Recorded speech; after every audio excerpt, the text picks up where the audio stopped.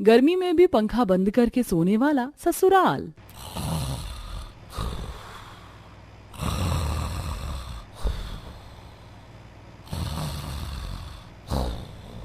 Late सुबह तक पाखी अपने कमरे में फुल स्पीड में एसी पंखा दोनों चलाकर सोई हुई थी। तभी मंजुलता कमरे में आती है, जो कि बर्फ जितना ठंडा था। हे भगवान, आज फिर इस लड़की ने एसी का टेम्परेचर 16 कर रखा है। ऐसा लग रहा है कमरे में नहीं कुल्लू मनाली में आ गई हूँ। मेरी तो ठंड से कुल्फी जम रही है। गुस्से में मंजुलता एसी पंखा दोनों एक साथ में बंद कर देती है। तभी पाखी चिड़चिड़ करते हुए उठकर पलंग पर बैठ जाती है। मम्मी, तुमने एसी पंखा बंद क्यों किया? प्लीज चालू कर दो, नींद आ रही है। क्यों, रात में क्या अचार डालती है जो सुबह के टाइम भी सोने की पड़ी है? पहले ही इतनी लेट से उठी है, जब देखो एसी पंखा चालू करके रायते के जैसे फैल जाती है। थोड़ा एसी पंखे को भी आराम दे। मम्मी यार, ये कोई कार की टायर थोड़ी है जो चल चल कर घिस जाएगी।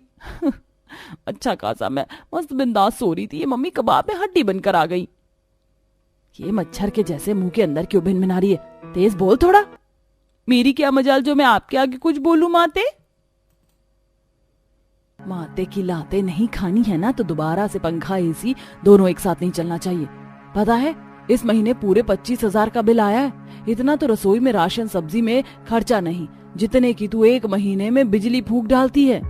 मम्मी, इतनी उबलती गर्मी में पंखे एसी की ठंडी ठंडी हवा खाए बिना गुजारा भी तो नहीं है। आपको पता है ना मुझे इस चिपचिपी गर्मी के मौसम से कितनी एलर्जी है। मम्मी प्लीज आधे घंटे के लिए पंखा चालू करो, सो बस एक झपकी मारने दो। आप चाहती हो कि मेरी नींद पूरी ना हो और मेरे चेहरे का ग्लो खो जाए? बस बस, ज्यादा मक्खन मत लगा, चुपचाप से फ्रेश होकर नाश्ता पानी कर ले, मुझे झाड़ू मारने दे और ये एसी की लत मत पाल, पता नहीं कल को कैसा ससुराल मिले। मम्मी, आप तो ऐसे बोल रही हो जैसे मेरी शादी बाबा आदम के जमाने वाले ससुराल में करवाओगी, जहाँ बगैर पंखे के रहना पड़ेगा। कुछ ही देर में पाखी फ्रेश होकर डाइनिंग टेबल पर आ जाती है और वहाँ भी टेबल फैन चलाकर ब्रेकफास्ट करती है। यार ये टेबल फैन मस्त फराटेदार चलता है, गर्मा गर्म पराठे को 5 मिनट में ठंडा कर देता है। गर्मी में तो ठंडा खाना खाने का ही स्वाद है। पता नहीं कुछ लोग तो इतनी सॉलिड गर्मी में गर्म खाना कैसे निकलते हैं। वेल प्यारे दर्शकों, अब तक तो आप देख ही चुके हैं कि पाखी को गर्मी बिल्कुल भी बर्दाश्त नहीं। पर क्या होगा जब पंखे और एसी की चिल्ड हवा खाने वाली पाखी को बगैर पंखे वाले ससुराल की बहू बनना पड़ेगा?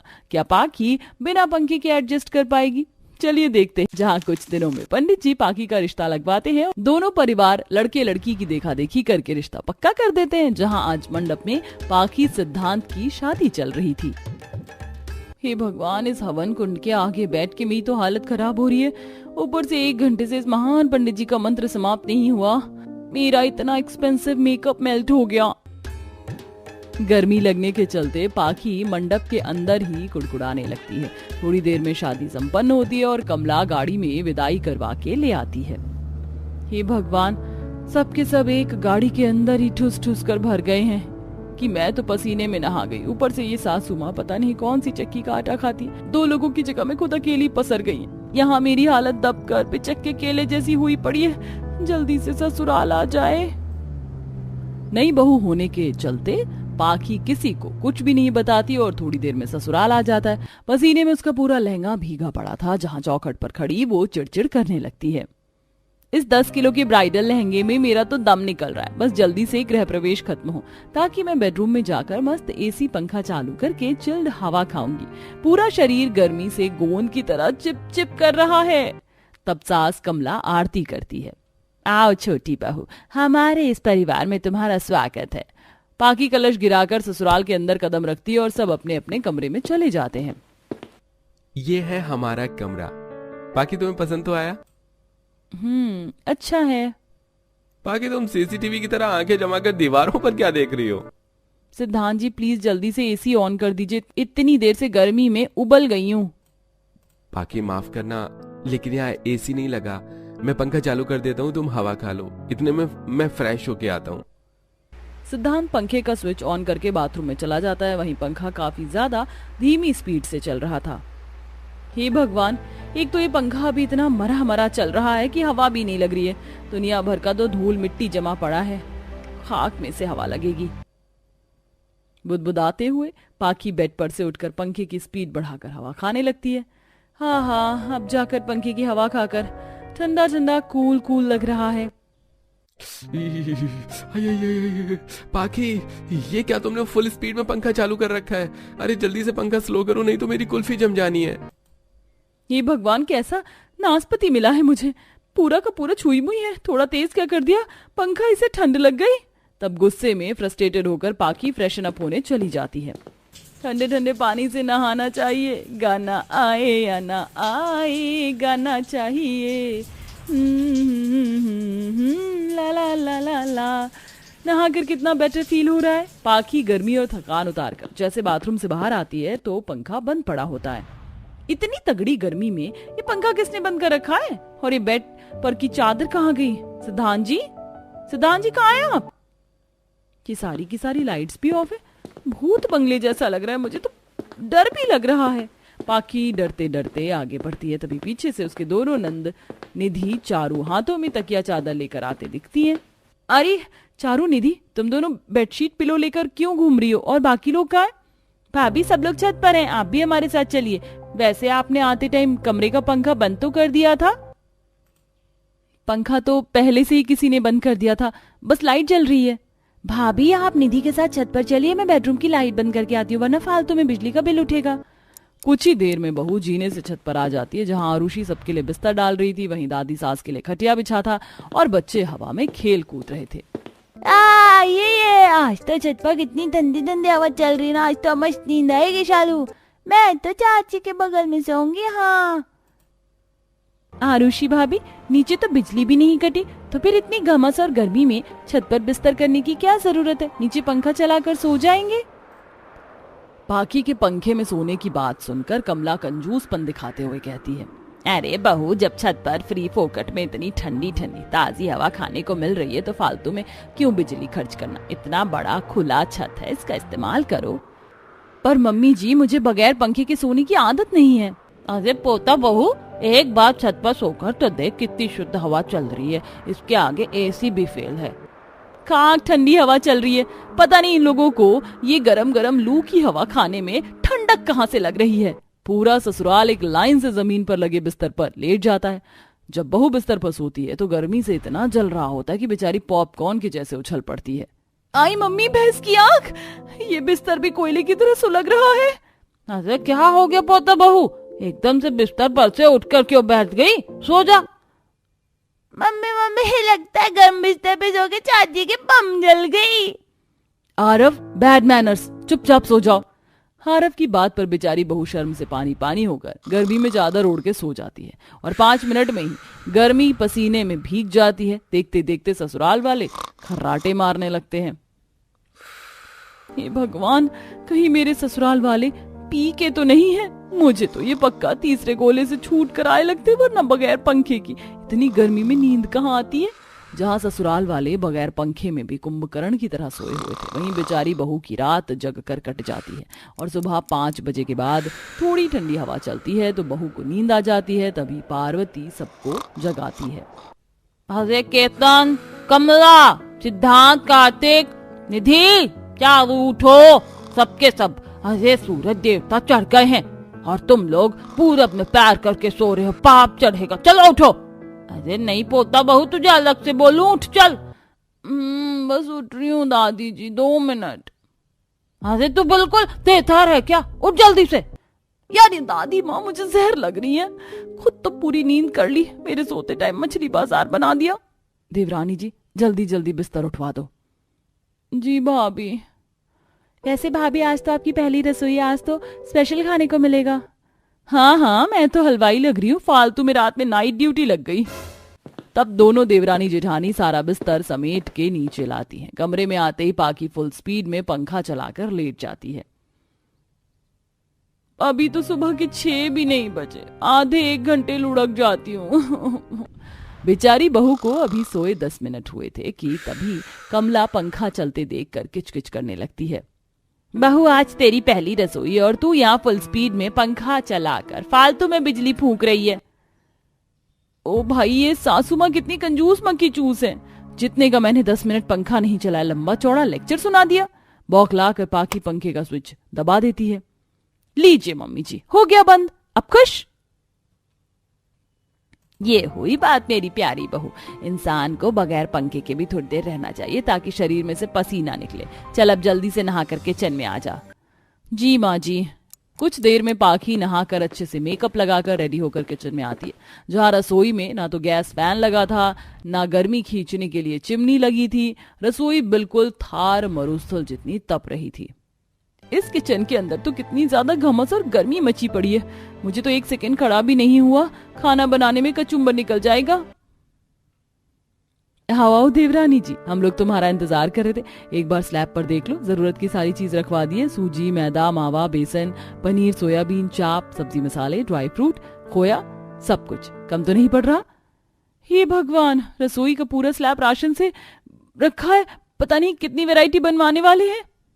बहू, सबसे पहले मीठे में चीरमार बनाकर चूल्हा पूज लेना। उसके बाद दाल मखनी, कढ़ाई पनीर, पूरी पुलाव और 2-3 तरह की रसगुल्ला, गुलाब जामुन और शाही टुकड़ा मिठाई बना लेना।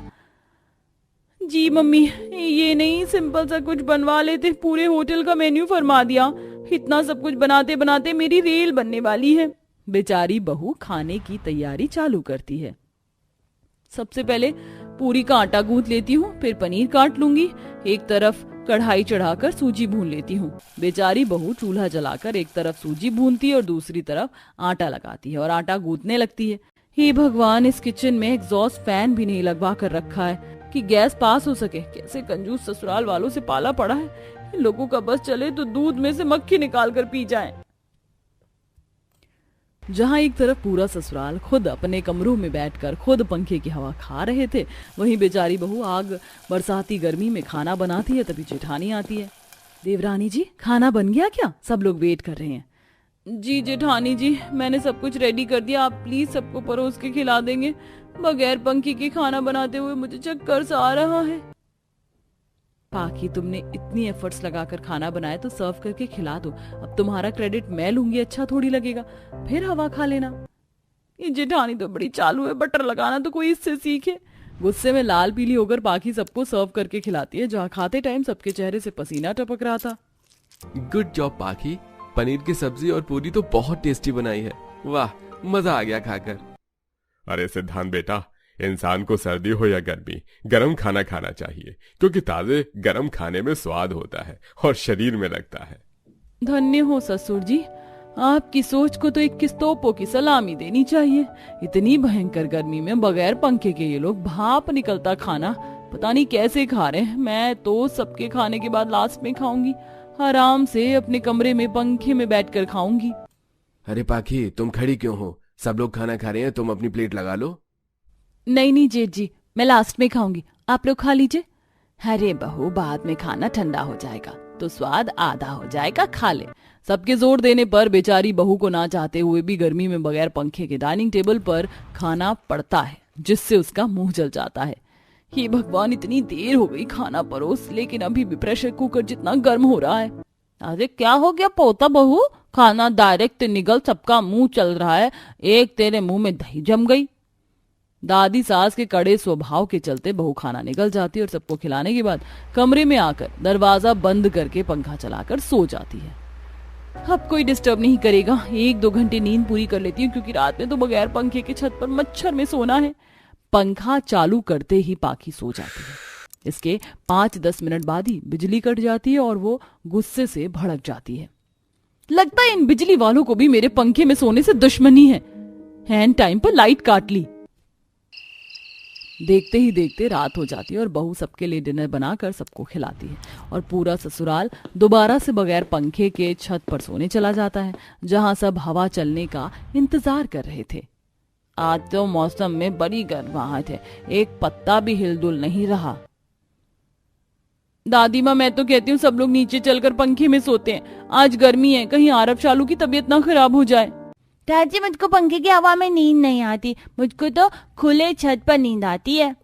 भगवान, ये बच्चे भी ना एकदम टेढ़ी खीर हैं। अरे चलो भाई, सब लोग सो जाओ, अपने आप हवा चल जाएगी। पूरा ससुराल गर्मी में ही सो जाता है। वहीं सबके सोने के बाद बहू दबे पांव नीचे अपने कमरे में आकर पंखा चलाकर हवा खाती जाती है।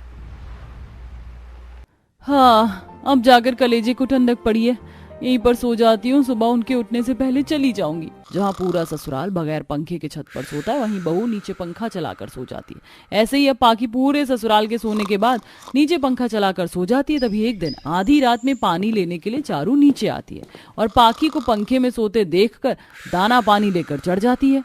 वाह भाभी, मौज कर दी। चारू तुम यहाँ?